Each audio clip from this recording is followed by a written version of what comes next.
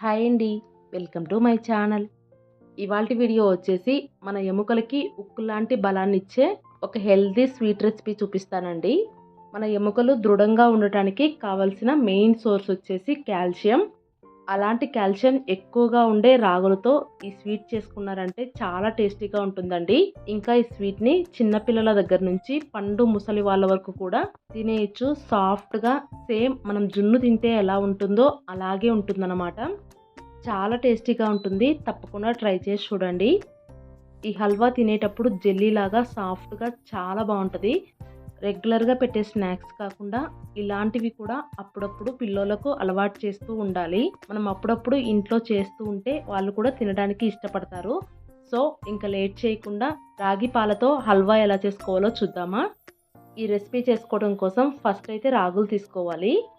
రాగుల్లో calcium చాలా ఎక్కువగా ఉంటుందన్నమాట. ఇప్పుడు ఈ రాగుల్ని ఒక గిన్నెలోకి ఒక కప్పు నిండా తీసుకుందాం. ఇక్కడ నేనైతే వీడియో కోసం కొద్దిగా పెద్ద కప్పే తీసుకున్నానండి. నార్మల్గా చిన్న కప్పుతో చేసుకున్నా కూడా ఎక్కువ హల్వా వస్తుందన్నమాట. సో మీకు కావాల్సిన క్వాంటిటీని బట్టి రాగులైతే తీసుకోండి. రాగుల్లో దుమ్ము ఎక్కువగా ఉంటుంది కాబట్టి కనీసం 4-5 సార్లు కడిగేసుకొని తర్వాత మంచినీళ్ళు పోసి నానబెట్టుకోవాలి. రాగులు కడిగి నీళ్లు పోసి పెట్టిన తర్వాత ఇలా ట్రాన్స్పరెంట్గా వచ్చేంత వరకు నీట్గా కడిగేసుకోవాలి. ఇలా కడిగి పెట్టుకున్న రాగుల్ని కనీసం 7-8 గంటల పాటు నాననివ్వండి. నానిపోయిన రాగుల్లో నీళ్లు మొత్తం వంచేసి ఇలా ఒక స్ట్రైనర్లోకి పోసి పెట్టుకున్నారంటే ఎక్స్ట్రా ఉండే నీళ్లు కూడా ఒడిగిపోతాయి. అలా నీళ్లు మొత్తం ఒడిగిపోయిన తర్వాత రాగులు మొత్తాన్ని ఒక మిక్సీ జార్లోకి తీసుకోండి. అలాగే రాగులతో పాటు ఇందులోకి పచ్చి కొబ్బరి కూడా వేసుకుంటామండి. దానికోసం అయితే ఒక పెద్ద పచ్చి కొబ్బరికాయ తీసుకొని దాన్ని పగలగొట్టేసి అందులో సగం చిప్ప మాత్రం కొబ్బరిని ఇందులో చిన్న చిన్న ముక్కలుగా కట్ చేసుకొని వేసుకోవాలి. కొబ్బరికాయ తీసుకునేటప్పుడు కొద్దిగా ముదిరింది తీసుకున్నామంటే హల్వా టేస్ట్ అనేది బాగుంటుందన్నమాట. ఇలా కొబ్బరి ముక్కలన్నీ కట్ చేసుకొని వేసుకున్న తర్వాత ఒక పెద్ద గ్లాస్ నిండా నీళ్లు కూడా వేసేసుకొని రెండింటిని కలిపి మెత్తగా మిక్సీ పట్టేసుకోవాలి. ఇప్పుడు అందులోని పాలు అలాగే పిప్పిని సపరేట్ చేయడం కోసం ఒక గిన్నె పైన స్ట్రైనర్ పెట్టుకొని మనం మిక్సీ పట్టుకున్న రాగులు కొబ్బరి మిశ్రమాన్ని ఆ స్ట్రైనర్లో వేసుకుంటూ ఇలా చేత్తో గట్టిగా పిండుతూ ఉన్నామంటే పిప్పి సపరేట్గా వచ్చి పాలు మాత్రం అడుగున గిన్నెలోకి వెళ్ళిపోతాయి. ఇలా పాలను సపరేట్ చేసుకుంటూ వచ్చిన పిప్పినైతే సపరేట్గా ఒక ప్లేట్లో పెట్టేసి పెట్టుకోండి. ఇంకా పాలు సపరేట్ చేసేటప్పుడు చేత్తో గట్టిగా నొక్కుకున్నారంటే పాలు అనేవి కిందికి ఈజీగా వచ్చేస్తాయండి. చూస్తున్నారు కదా. ఇలాగే కొబ్బరి రాగి పాలను సపరేట్ చేసి పెట్టుకోండి. ఫస్ట్ ఒకసారి మిక్సీ పట్టుకున్న తర్వాత ఇన్ని పాలైతే వచ్చినాయి అనమాట. ఇప్పుడు మిగిలిపోయిన పిప్పిని మళ్ళీ మిక్సీ జార్లో వేసుకొని అలాగే మళ్ళీ ఒక పెద్ద గ్లాస్ నిండా నీళ్లు వేసి మళ్ళీ మిక్సీ పట్టుకోవాలి. సేమ్ ప్రాసెస్ని 2-3 సార్లు రిపీట్ చేస్తూ ఉన్నామంటే రాగులు ఇంకా కొబ్బరిలో ఉండే పాలు మొత్తం ఆల్మోస్ట్ వచ్చేస్తాయండి. ఫైనల్గా ఇలా మిగిలిపోయిన పిప్పినైతే పడేయటమే. అలాగే మనం సపరేట్గా తీసి పెట్టుకున్న పాలల్లో ఏ కప్పుతో రాగులు తీసుకున్నామో అదే కప్పుతో ఒక కప్పు నిండుగా బెల్లం పొడి వేసుకొని కలిపేసుకోవాలి. స్వీట్నెస్ కొద్దిగా ఎక్కువగా ఇష్టపడే వాళ్ళైతే ఇంకొక పావు కప్పు ఎక్స్ట్రా కూడా వేసుకోవచ్చండి. ఇలా ఒక కప్పు నిండా తీసుకున్నారంటే స్వీట్ అనేది కరెక్ట్గా సరిపోతుందన్నమాట. ఇలా మొత్తం కలిపేసుకున్న తర్వాత కావాలంటే ఈ పాలని మళ్ళీ ఒక పల్చటి క్లాత్లోకి పోసుకొని వడపోసుకోవచ్చు. నేనైతే వడపోసుకోలేదండి, డైరెక్ట్గా అలాగే చేసుకుంటున్నాను. ఇప్పుడు హల్వా చేసుకోవడం కోసం స్టవ్ పైన మందంగా ఉండే ప్యాన్ పెట్టుకొని అందులో మనం కలిపి పెట్టుకున్న రాగి కొబ్బరి పాలు బెల్లంతో సహా అలాగే వేసేసుకొని మంటని లో ఫ్లేమ్లో ఉంచుకొని కలుపుకుంటూ ఉడికించుకోవాలి. అది ఉడకడం స్టార్ట్ అయిన తర్వాత నుంచి ఇలా గడ్డలు కట్టడం కూడా స్టార్ట్ అవుతుందన్నమాట. సో దగ్గరుండి కలుపుకుంటూ ఉండలేం కట్టకుండా జాగ్రత్తగా ఉడకనివ్వాలి.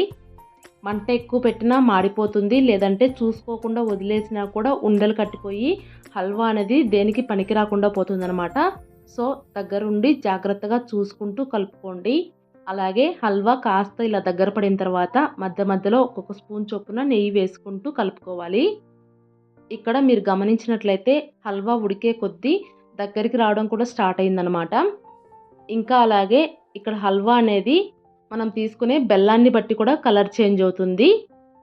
నేను తీసుకున్న బెల్లం అయితే కాస్త కలర్ తక్కువగానే ఉందండి. అందుకు మీకు హల్వా కూడా కాస్త కలర్ తక్కువగా కనిపిస్తుంది అన్నమాట. అదే డార్క్ కలర్లో ఉండే బెల్లం తీసుకున్నామంటే హల్వా కూడా కాస్త ముదురు రంగులోకి వస్తుంది. ఇలాగే హల్వా ఉడికే కొద్దీ మధ్య మధ్యలో నెయ్యి యాడ్ చేసుకుంటూ కలుపుకుంటూ ఉండండి. ఈ ప్రాసెస్ మొత్తం జరగడానికి దాదాపుగా 10 నుంచి 15 నిమిషాలు టైం అయితే పడుతుందండి. 10-15 నిమిషాల కల్లా హల్వా మొత్తం ఇలా దగ్గరకొచ్చి ఇంకా ప్యాన్ నుంచి సపరేట్ అవ్వడం కూడా స్టార్ట్ అవుతుంది.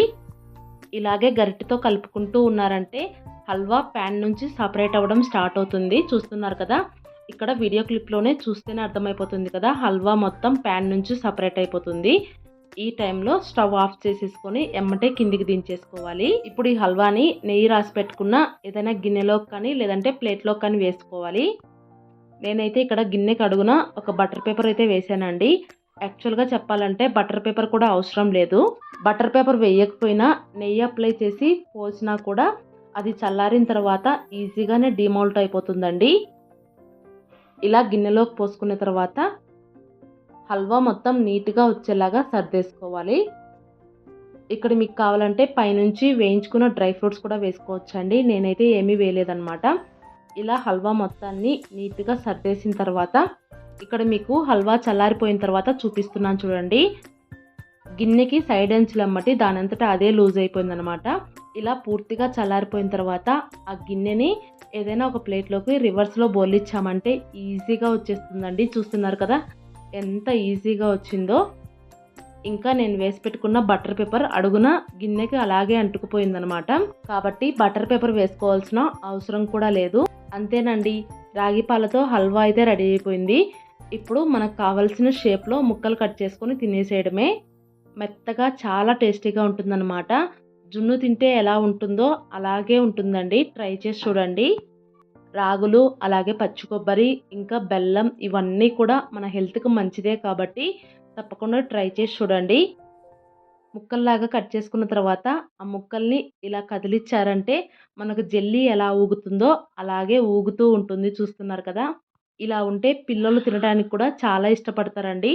తప్పకుండా ట్రై చేసి చూడండి. ట్రై చేస్తే మీకు ఎలా వచ్చిందనేది కామెంట్ చేసి చెప్పండి. ఇంకా ఈ వీడియో మీకు నచ్చినట్లయితే లైక్ చేయండి, షేర్ చేయండి. కొత్తగా కనుక ఎవరైనా ఛానల్ చూస్తున్న వాళ్ళు ఉంటే సబ్స్క్రైబ్ చేసుకొని సపోర్ట్ చేయండి. Thanks for watching.